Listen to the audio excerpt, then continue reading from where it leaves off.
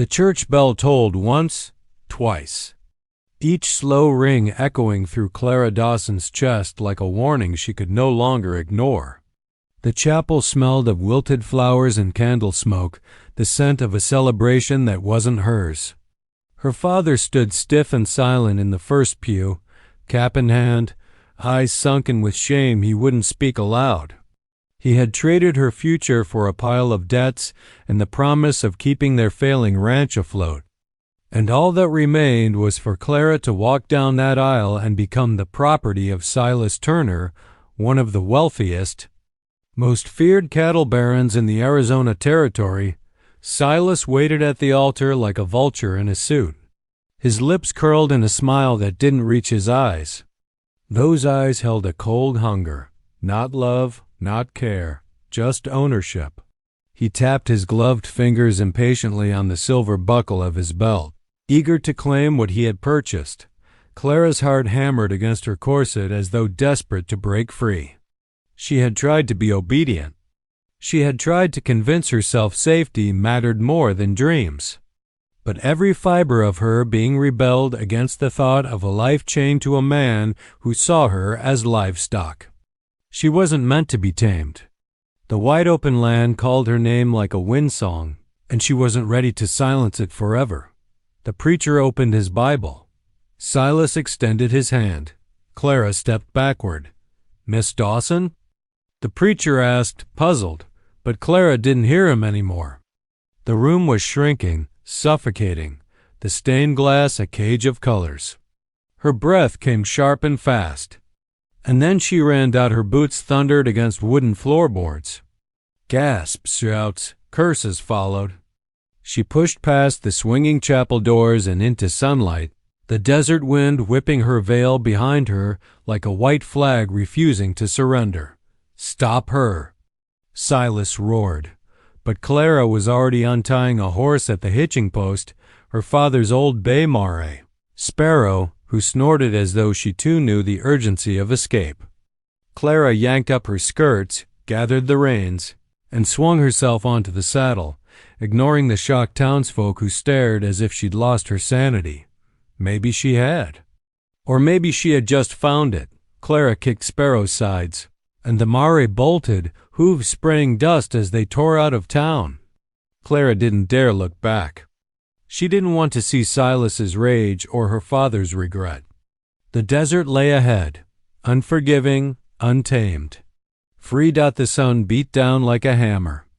Sweat dampened Clara's forehead, and her gown tangled around her legs. Still, she urged Sparrow faster. Prickly pear and sagebrush blurred into streaks of green and brown. Vultures circled the distant canyons. A hawk cried overhead, wild and fearless, a sound Clara clung to as her lungs burned. Hours passed. The church bells were only memory now, swallowed by the endless horizon. But terror gnawed at her belly. Silas wouldn't stop. A man like him didn't lose what he'd paid for. He'd send trackers, dogs, guns. Sparrow stumbled slightly, exhausted. Clara slowed her to a cautious trot, scanning the land, jagged red rock formations, harsh beauty stretching farther than she could fathom. She'd never ridden this deep into the wilderness before. No maps, no company. No certainty. Her canteen was half full. Her food, non-existent. Her wedding shoes were blistering her heels. Reality crept into her courage like desert heat into bone. "What have I done?" she whispered, voice trembling. But the wind answered softly, carrying the scent of mesquite and freedom. She straightened her back. Better to die choosing her own fate than live as another man's possession. The sky darkened with storm, clouds gathering over looming mesas. Sparrow whinnied nervously. Clara's pulse spiked.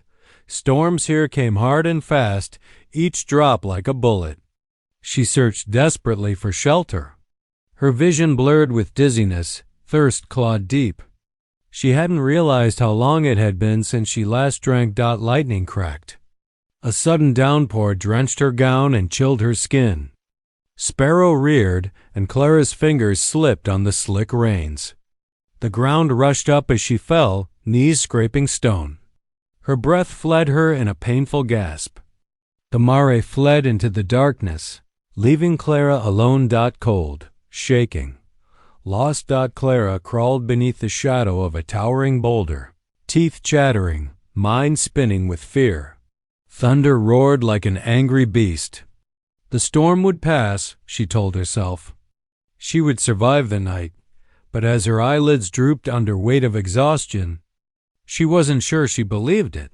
Her final thought before unconsciousness took her, I would rather die free than wake up as Silas Turner's wife. Darkness. And then footsteps soft, controlled, not of an animal.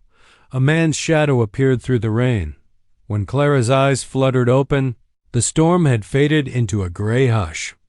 Her throat felt like sandpaper, and her muscles ached as if the desert itself had kneaded them into the earth. For a moment, she didn't know where she was, earth beneath her palms. A rock at her back, her gown clinging wet and heavy. Then she remembered. The wedding. The escape. The fall. But something was different. She wasn't lying exposed on the ground anymore.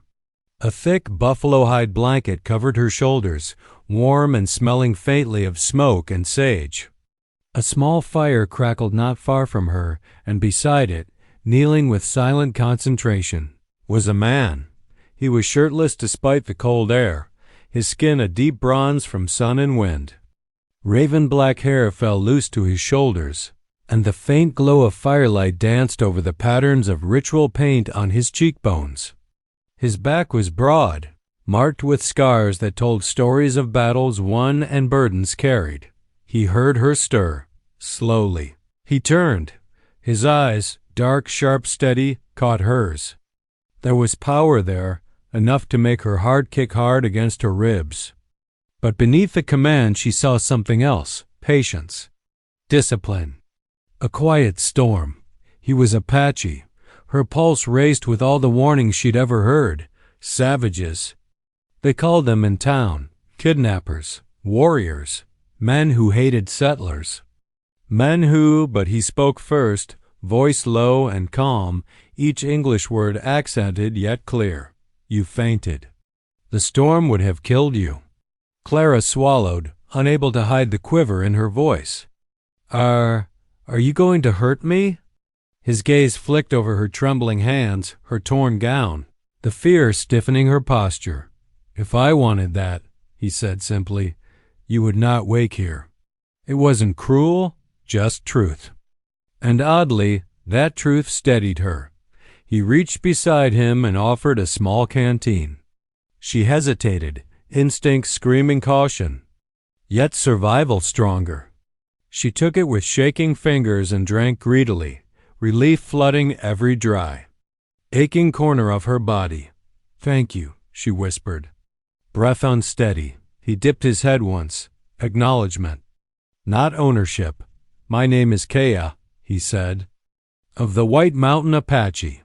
Clara breathed his name like a fragile leaf. Kaya? And you? He asked. She hesitated. If he knew she was a runaway bride, would he trade her back? Would he ransom her? Would he?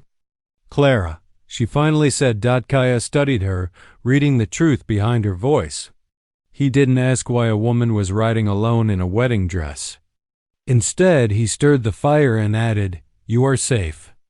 But you are far from your people's town. Good, she murmured before she could stop herself. His eyes sharpened with curiosity.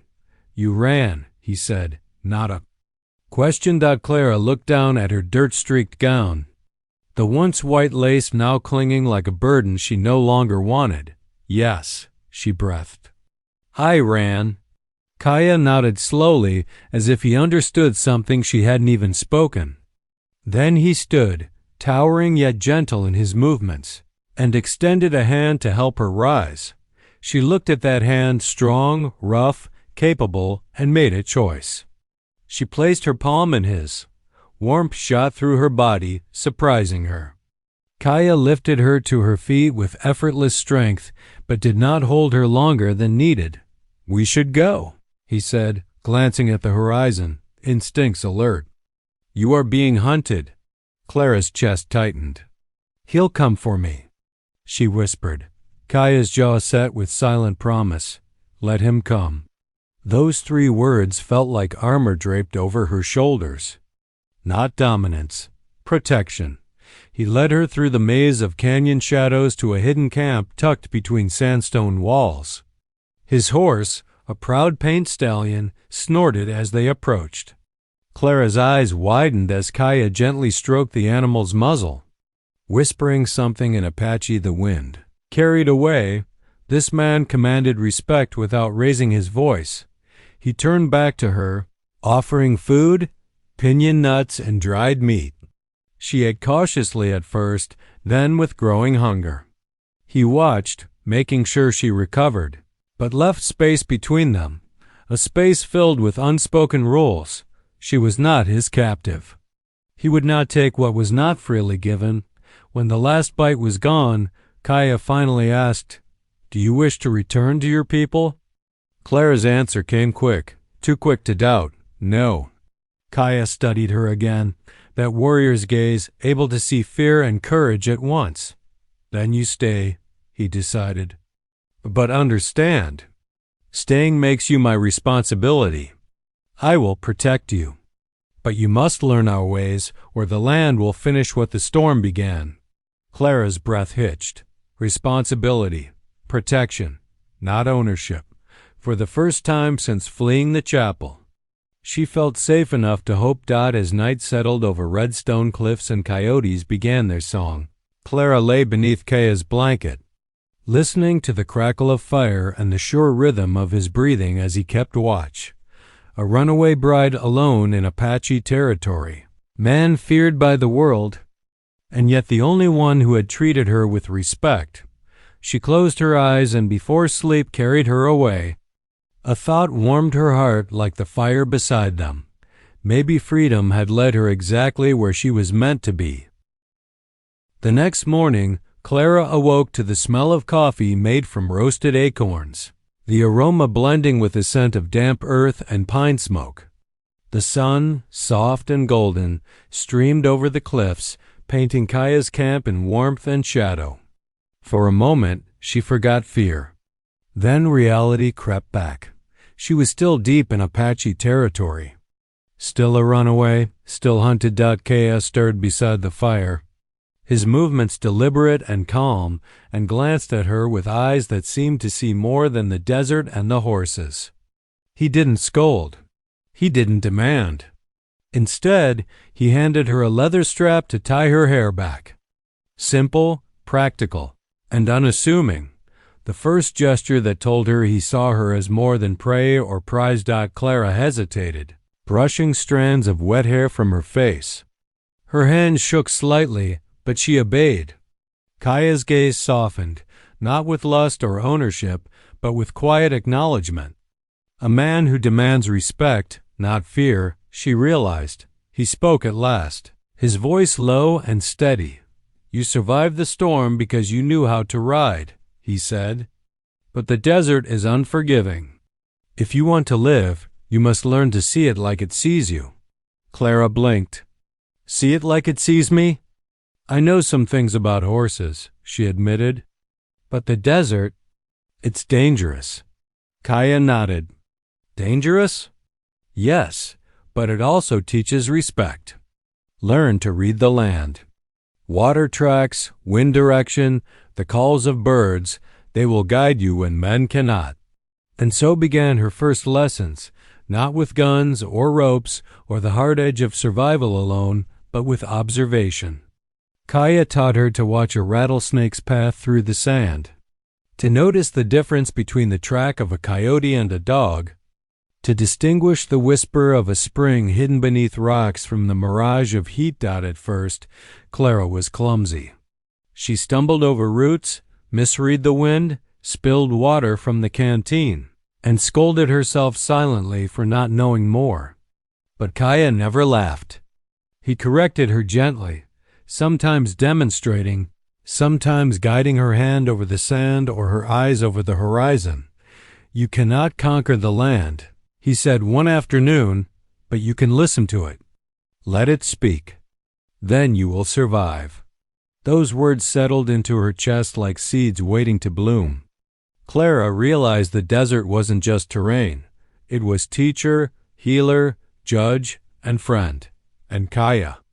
Kaya was showing her not just survival, but freedom. As days passed, trust began to grow. Fragile, hesitant, but real. Clara noticed that Kaya never overstepped. When she hesitated to mount the horse herself, he didn't lift her forcibly.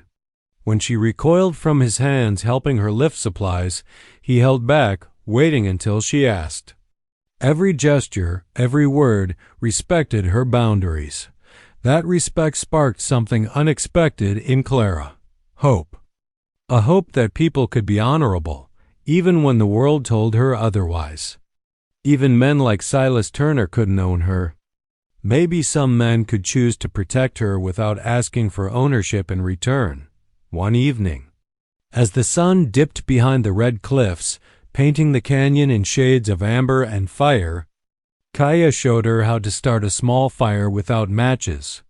She struggled, smoke stinging her eyes, sparks dancing on dry leaves. Kaya crouched beside her, guiding her fingers only when she asked, never pushing. "You are learning," he said quietly. "Not because I tell you, because you choose to." Clara's chest swelled with pride. Small victories, she realized, mattered. Learning to survive in the desert wasn't just about avoiding danger, it was about reclaiming agency. Every correct movement, every observation, every breath she took under her own power was a step toward freedom. That night, she lay beneath the stars, listening to the wind through the canyon. For the first time in weeks, she felt a tentative peace. Fear hadn't vanished.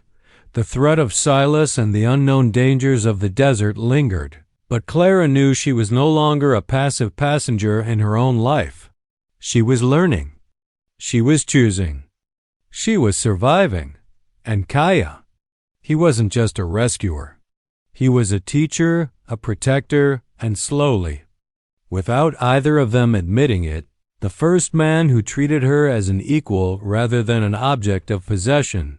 For Clara Dawson, the desert had become a sanctuary, and the Apache Omega who had saved her was beginning to show her the true meaning of trust. In the Wild West, survival was everything. But trust, fragile, earned, and chosen, was the first step toward freedom, and Clara was ready to take that step. The sun had barely risen, casting long orange shadows across the desert floor, when the distant sound of hooves reached Clara's ears. Her stomach twisted with fear. She knew that sound all too well, the hard, deliberate pounding of men who would stop at nothing to reclaim what they believed belonged to them. Silas Turner's hired guns were close. She could feel it in the heat that pressed against her skin, in the sharp scent of dust and horse sweat carried by the wind. Panic threatened to rise, but Kaya's presence grounded her. He had a way of standing like a mountain, calm, unyielding, and Clara drew courage from it. "They're fast," Kaya said. Voice low, "but the land can slow them if we move wisely." Clara nodded, trying to steady her trembling hands.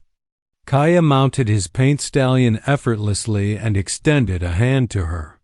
Sparrow, her mare, had returned after the storm, restless but alive.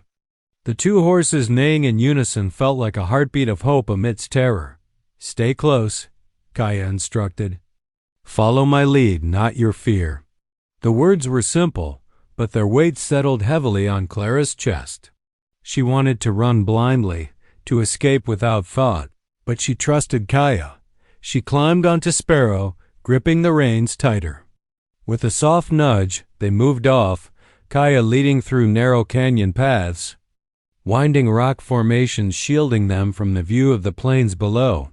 Hours passed, the sun climbing higher, beating down on the pair with relentless heat.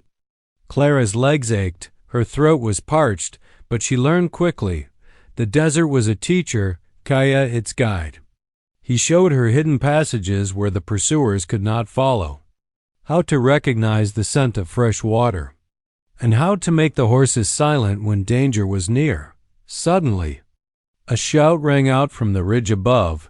The rancher's men had spotted them. Clara froze, heart hammering, but Kaya's voice was calm, almost soothing. Do not panic. Watch. Listen. Move with the land, not against it. He led her to a shallow ravine, almost invisible from the trail, and signaled her to crouch low. The guns fired above them, bullets kicking up sand, but Kaya moved with precision, shifting Sparrow behind boulders and gesturing for Clara to do the same. She obeyed, awe and fear mingling inside her. "How are we still alive?"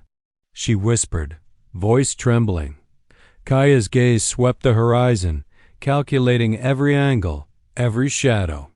"Because you are learning to see the desert as I do," he said. "Fear is a tool, but knowledge is survival." The next stretch of the journey was grueling. They rode through thorny brush and over jagged stones, Kaya encouraging her to feel the land beneath the horses' hooves, to listen to the whisper of wind through the canyons, to read the subtle signs left by animals and humans alike. Clara discovered an inner strength she had never known, her heart racing, muscles screaming, but mind sharp and alert. Hours later, as the sun began to dip toward the horizon, Kaya led her to a hidden spring tucked beneath a cluster of rock formations. The water shimmered like liquid silver in the fading light. Clara drank greedily, feeling strength return to her limbs. She looked at Kaya, admiration and gratitude shining in her eyes. "You saved me," she said softly. Kaya shook his head. "I guided you. You survived because you chose to trust, because you acted, because you learned. The desert will not give mercy to the faint-hearted."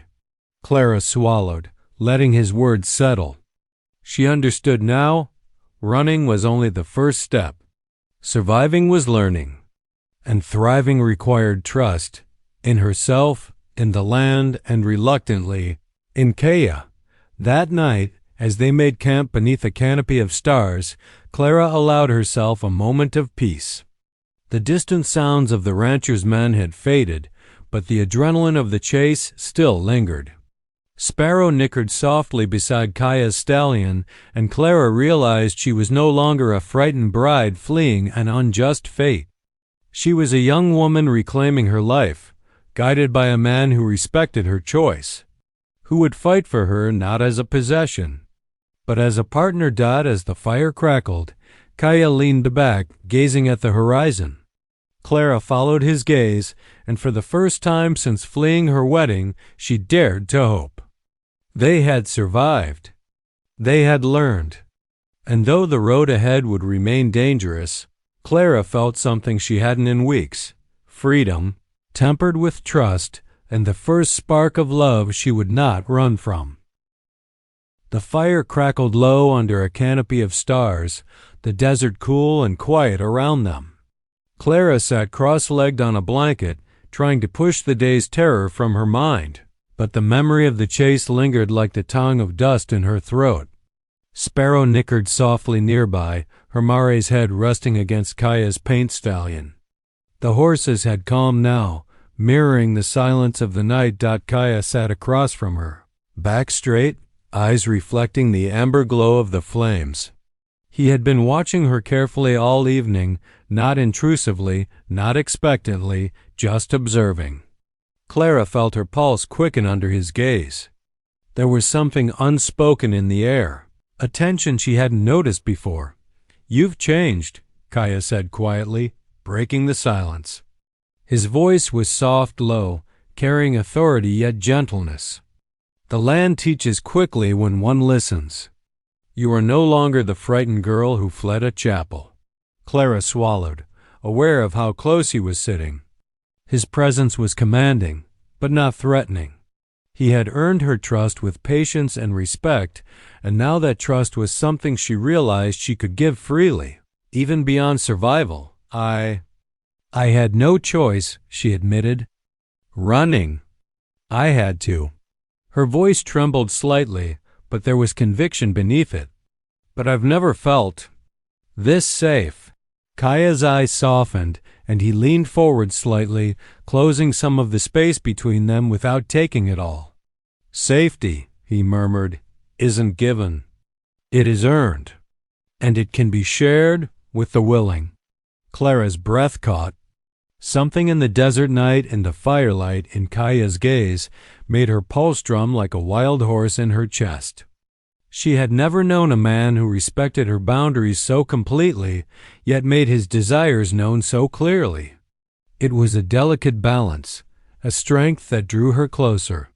Even as caution whispered to flee, he reached slowly toward her, not touching. Just close enough for her to see the calloused lines of his hand and the warmth radiating from his skin. His voice dropped to a whisper, intimate yet respectful. Let me taste your lips.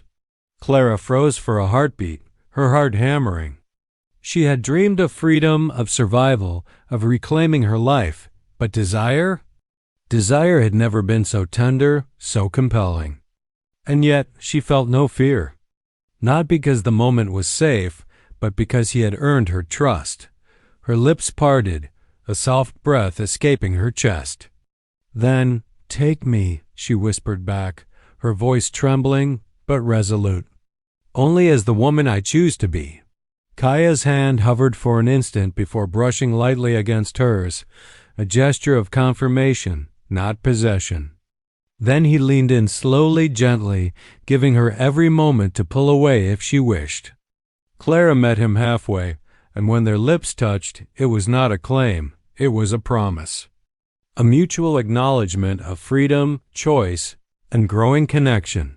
The kiss was brief but electric, a spark igniting in the desert night. Clara pulled back slightly, eyes wide. Kaya's dark gaze held hers, patient, steady, and filled with understanding. You decide everything between us, he whispered. Nothing else matters. Only what you will. Clara exhaled, a mixture of relief, excitement, and warmth washing over her. She realized in that moment that love could be safe and desire could be free. She didn't have to surrender her independence to feel it. The fire flickered, casting long shadows over their faces, and Clara felt a strange peace settle in her chest. She knew that tomorrow danger might return, that Silas Turner's men could still be on their trail, but tonight she was not a victim. She was a woman who had fled, survived, learned, and chosen. And for the first time in weeks, her heart was not racing with fear, but with something far more potent. Hope. Kaya smiled softly, the tension leaving his shoulders. We survived together, he said simply. And when the world tests us, we will face it side by side. Clara's eyes glistened. Together, she whispered. And in that moment, under the vast sky of the desert, they both knew that the bond formed tonight, of trust, of choice, of mutual respect, was stronger than any threat from the outside world. The desert was harsh. The world was dangerous. But love built on freedom and trust was something even the Wild West could not destroy. And as the stars wheeled above them, Clara finally allowed herself to believe in happiness, not as a distant dream, but as a right she had reclaimed. The dawn rose pale and quiet, but Clara's rest had been shallow. Her mind raced with the knowledge that Silas Turner would not give up so easily. The chase, the threats, the relentless pursuit of a man who saw her as property, all of it pressed upon her chest like the weight of the desert sun. She rubbed her arms against the chill of morning, feeling Sparrow nudge her shoulder.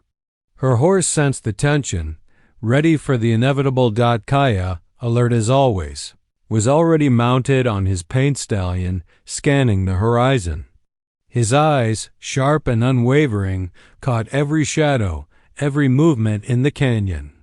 Clara approached him, heart hammering, and he met her gaze with calm reassurance. They're coming, he said simply. But we can face them without surrendering what we are." Clara swallowed hard.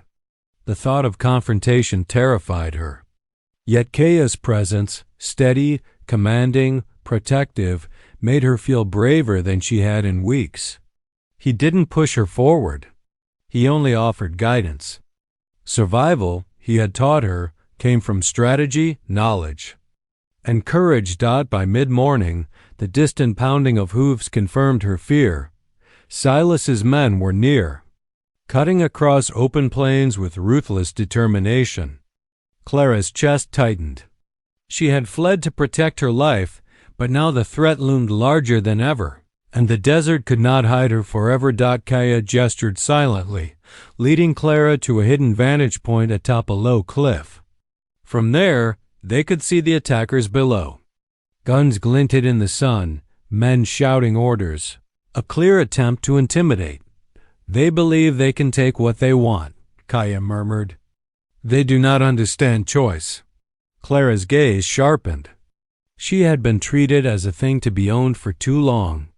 Now she would speak, not as a victim, but as a human being with a voice. Kaya nodded once, silently supporting her courage. "Then speak," he said. When Silas and his men crested the ridge, Clara's voice rang out across the canyon, clear and unwavering. "I am not your property. I belong to no man but myself." The words shocked the pursuers. Guns lowered slightly, eyes narrowing in disbelief. Silas himself stepped forward, fury and entitlement flashing across his features. "You'll come with me," he barked. "No." Clara's voice rang stronger. "I choose my own path. I will not be owned." Kaya stepped forward, placing himself subtly between her and the attackers. His posture was firm but nonviolent, a warning rather than a threat. The Apache warriors, hidden along the canyon edges, revealed themselves, not to kill, but to ensure the boundary was respected. A tense silence settled. Silas's men weighed the odds. A few brash ranchers versus trained Apache warriors protecting a woman who refused to be taken. Slowly, grudgingly, they backed down. Guns were lowered, and Silas, red-faced with fury, realized he could not force what was freely denied. Clara exhaled deeply, relief mingling with adrenaline. Her chest burned, but her spirit soared. She had spoken. She had stood. And she had not had to surrender herself to fear or violence to prevail. Kaya's voice, calm and steady, broke through her thoughts. "See," he said, "strength does not always come from the gun. Sometimes it comes from the courage to speak truth." Clara nodded, understanding fully now. The Wild West was harsh and unforgiving, but it had also taught her something vital. True power lies in choice. And real protection comes from respect, not domination. As the sun climbed higher, Silas turned his horse and retreated, muttering threats he could not carry out. Clara exhaled again, Sparrow nuzzling her shoulder, sensing the shift in tension. Kaya joined her, offering a small, reassuring smile. "You were brave," he said simply. "And you," Clara replied softly, "taught me how to survive. Not just the land, but the men who would take what is not theirs." They rode back to the hidden camp together, side by side, hearts still racing but bound by a growing trust and a shared understanding. For Clara, the experience had been terrifying yet liberating. She had learned that courage was not the absence of fear, but the willingness to act despite it. That night, under the stars, she realized something even deeper. The desert could be harsh. Men could be cruel, but freedom, choice, and respect were invincible weapons. And she had both, Kaya's protection and her own indomitable spirit. For the first time since fleeing the chapel, Clara allowed herself to believe in safety, justice, and the possibility of love built on equality rather than possession. The Wild West had tested her, and she had passed. The morning sun spilled gold across the desert, illuminating the hidden canyon where Clara and Kaya had made their temporary refuge. The night's adrenaline had faded, leaving behind a calm that felt almost foreign to Clara. She stretched, brushing dust from her gown, and watched Sparrow paw the earth lazily. Content after the trials of recent days. Kaya emerged from the shadows of the cliffs, his silhouette strong against the rising sun. He had been scanning the horizon again, as ever, protective yet patient. Clara felt a warmth in her chest, not fear, not obligation, but something tender that had grown quietly over weeks of shared danger, whispered lessons, and mutual respect. Today, though, was different. Today, Clara was not fleeing. Today, she was choosing. Her father appeared at the edge of the canyon, dust-covered and anxious. He had tracked her through the desert, guilt written in every line of his sunburned face. When he saw her safe, alive, standing beside Kaya, he hesitated. Words failed him. He had thought he was saving her by marrying her off, but he now understood the truth. Freedom could not be bargained for or sold. "Kaya," he said cautiously, "thank you for protecting my daughter." Kaya inclined his head respectfully. "She chose to come here. My role was to guide, not command." Clara stepped forward, the first time she had taken initiative in front of both men. "Father," she said, voice steady, "I am not a possession. I am my own. I have survived because I had to, but I also learned that I can choose who I stand with and who I trust." Her father's eyes filled with remorse. I see that now," he said quietly. "I was wrong." Clara's gaze shifted to Kaya, the man who had saved her, taught her, protected her, who had never once demanded what was not freely given, waited patiently, his expression unreadable but hopeful. She stepped toward him, letting her hand brush his. "I choose you," she said softly, deliberately, feeling the weight of each word. "Not because I must, not because anyone tells me to, but because I want to. Because I trust you, and I believe in what we could build together." Kaya's stern expression softened, and he took her hand fully, enveloping it in his own. "Then walk with me," he said, voice low, respectful, full of promise. "Not as your master, but as a partner. Side by side." Clara nodded, feeling the truth of the desert in every beat of her heart. She had fled a life she could not accept. She had survived storms, hostile lands, and hunters who thought they could claim her. And now she was claiming herself, choosing a life of freedom, love, and mutual respect. Her father, seeing the depth of their bond, finally smiled through his regret. "Then may your path be safe," he said, "and may you both find happiness together." The Apache warriors who had guided Kaya and protected the canyon nodded in approval, understanding that this union was not about ownership, but about respect, strength, and choice. They had witnessed Clara's courage, her growth, and a quiet but powerful love blossoming between the two. Together, Clara and Kaya walked their horses down from the cliffs, their hands intertwined. The desert stretched endlessly before them, wild and untamed, a perfect reflection of the lives they would share. They rode slowly, savoring each step, each glance, each unspoken promise. As they reached the edge of a small, verdant oasis, Kaya looked at Clara and said, "Here, we can build. Here, we can live, blending our worlds, learning from each other, teaching those who come after us the value of respect and choice." Clara's eyes shone with tears, not of fear, but of joy. "Together," she whispered. And in that moment, the desert, harsh, vast, and eternal, seemed to celebrate with them. The wind whispered through the canyons. The horses grazed calmly, and the world, for once, was exactly as it should be, a place where freedom, love, and courage could coexist. For Clara Dawson, the runaway bride, and Kaya, the Apache Omega. The future was no longer dictated by others' rules. It was theirs to shape, together, side by side, with hearts unchained and spirits free. And that choice, the power to choose love and life on her own terms, became the greatest triumph of all. The desert awoke with a soft, golden light, spilling over mesas and canyons like a promise. Clara and Kaya rode slowly through the morning mist, their horses' hooves silent on the sand, hearts steady and spirits unburdened. No longer fugitives, no longer hunted, they were free, together.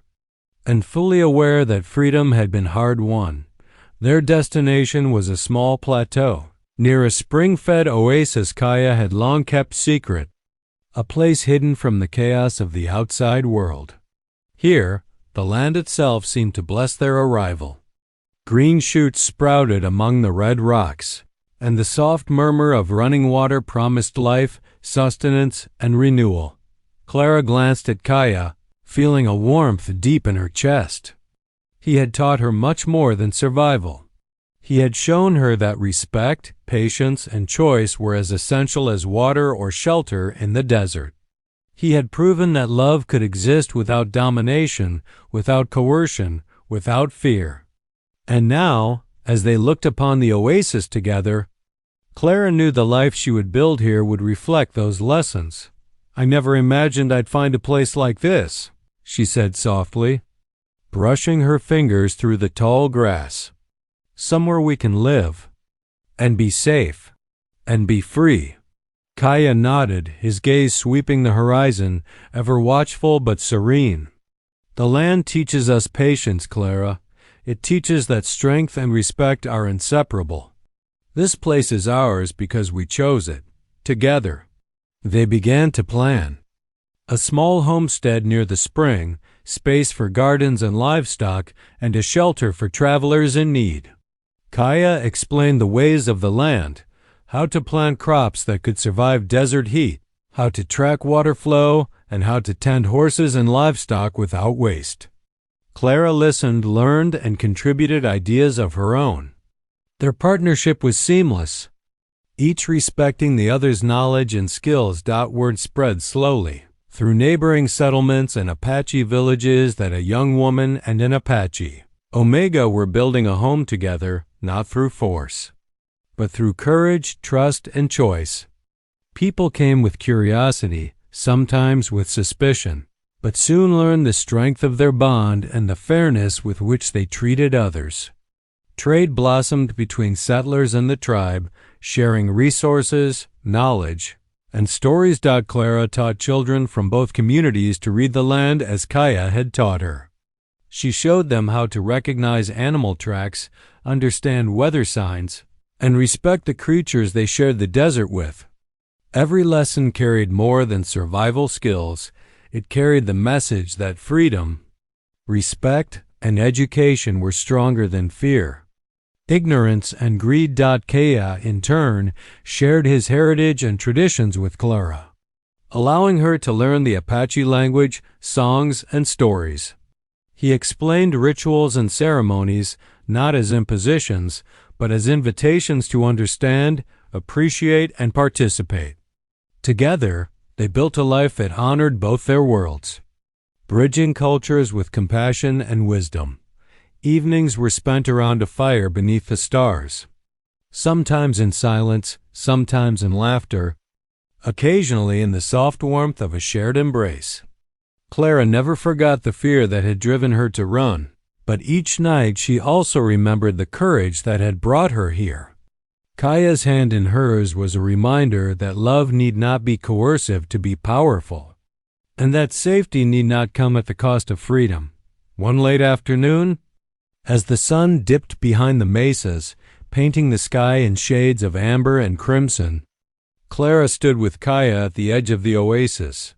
Sparrow and Kaya's stallion grazed nearby, the water rippling gently behind them.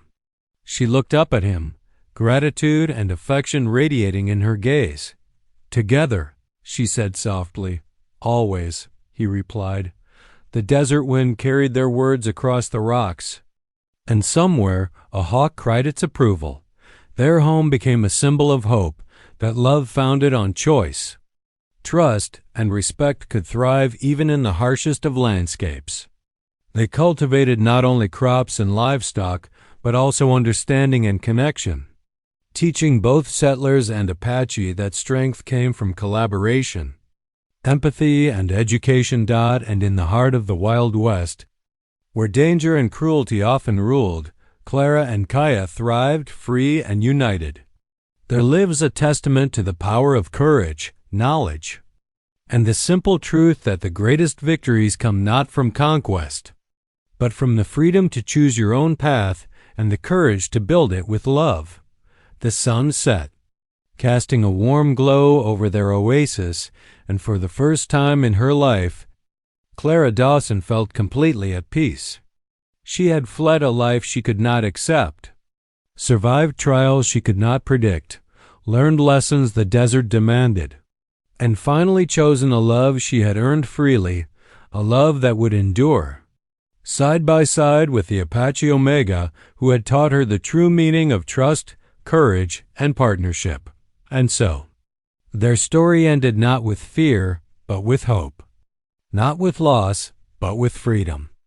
And the Wild West, vast and untamed, seemed just a little more welcoming for those brave enough to claim their own destiny.